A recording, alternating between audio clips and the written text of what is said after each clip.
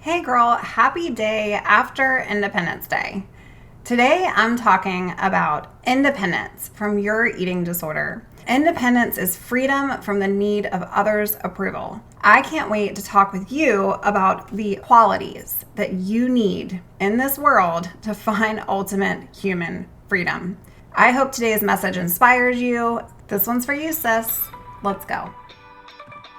Hey girl, welcome to the Her Best Self podcast. I'm Lindsay Nickel, former competitive figure skater and perfectionist, turned God-led imperfect boy mom and digital CEO. If you find yourself constantly thinking about food and wondering if you'll wake up one day free from the obsessive thoughts and behaviors controlling your life, then I've created this podcast for you because I know exactly what it's like to be a downright hot mess trapped in a destructive cycle of disordered eating. I finally found freedom, and you can too, girlfriend. So if you're ready to heal your relationship with food and body and break the chains of control and show up in your best health, then grab your favorite Tarjay journal and let's get to it so you can start living your best life as your best self. I want to start by just saying happy independence. It has been fireworks, parades, barbecues, picnics, whatever you guys do. Family time as we celebrate this U.S. holiday of Independence Day, which commemorates the ratification of the Declaration of Independence. It was 7/4/1776. And here in the US of A, we are celebrating the Day of Deliverance. Because on July 2nd of 1776, the Continental Congress voted in favor of independence. And 2 days later, on the 4th, the Declaration announced the political separation of the 13 North American colonies from Great Britain. But I'm not here to give you a history lesson. I actually wanted to bring a message of freedom, of independence, and of hope, of breaking away from the oppressive rule. In your case today, friend, in breaking free from disordered eating and your eating disorder. So today I wanted to share with you the famous Stephen Covey. He wrote one of my most favorite books, The 7 Habits of Highly Effective People, and he is an empowerment expert. And he talks about how every human has 4 endowments, 4 qualities: self-awareness, a conscience, independent will, and a creative imagination. And he says that these give us the ultimate human freedom. The ultimate independence, the power to choose, the power to respond, and the power to change our lives. Today, I'm going to start with these 4 different qualities because how you embrace them in your own life will determine your personal freedom story and journey. And it's going to help you distinguish between your reality and an illusion of what the eating disorder has allowed you to believe is your reality. These qualities, sis, they govern the overall quality of your life. And if they're not working for you, if they're not in truth with who you are and all that you're meant to be in this planet, you will stay chained and you will never see freedom. But I believe that you have the power that's in you right now to choose, to respond, and to change so that you can live a life of independence. Independence is actually freedom from the need of everyone else's approval. And aren't you tired of living up to everyone else's expectations, or at least trying to live up to everybody else's expectations and constantly feeling like a failure? I know I was, and that's where grace had to come into my life. Grace, not perfection. So let's start with these 4 qualities, and I'm going to break these down for you. Number 1 is self-awareness. This allows you to think about your thoughts and to take responsibility for where you are right now, where you've been, and to reprogram yourself to where you want to go next. Sis, it's time to get self-aware. It's time to realize that this is the key to freedom. I want you to go back to the best self statement. I actually have the best self statement. It's pinned in our private Facebook community, herbestselfsociety.com. I want you to write your statement. And if you're new to the best self statement, I encourage you to go listen to episode 51, Why Do Some Find Freedom from Disordered Eating and Others Don't? Plus the best self-reflection that is going to ensure that you find yours.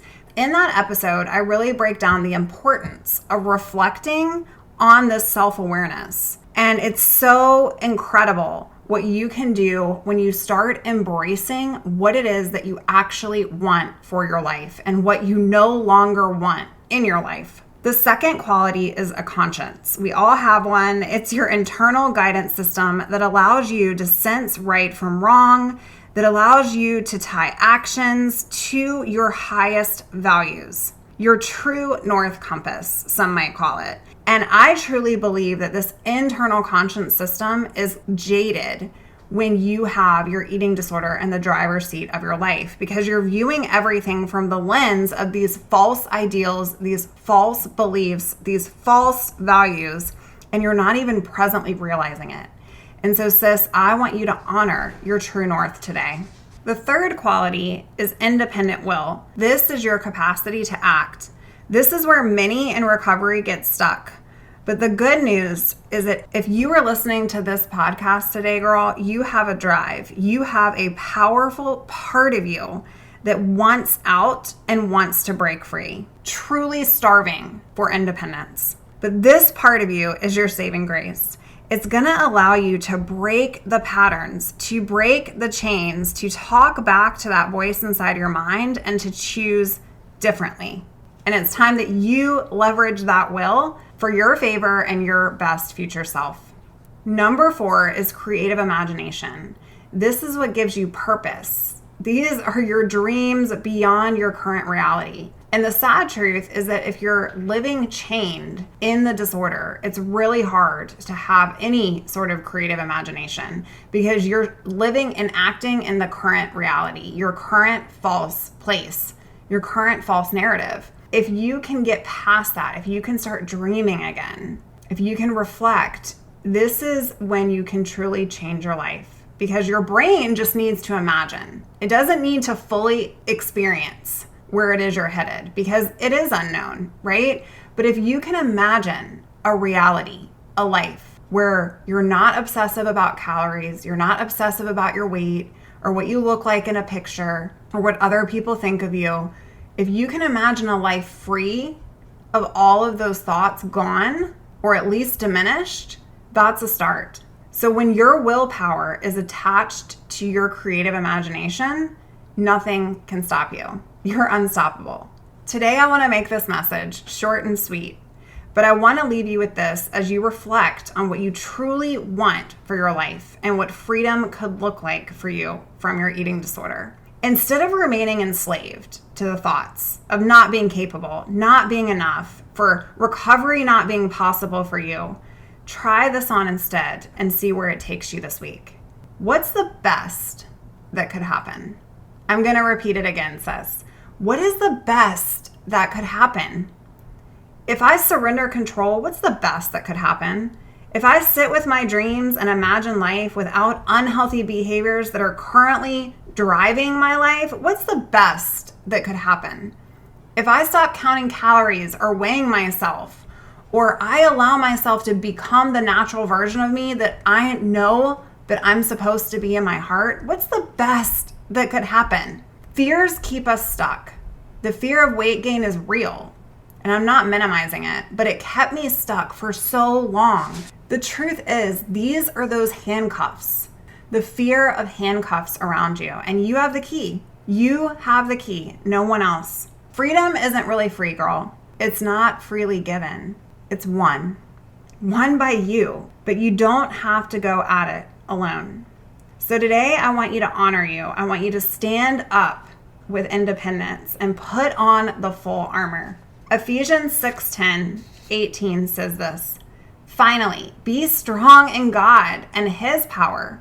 Put on the full armor so that you can take your stand against the enemy.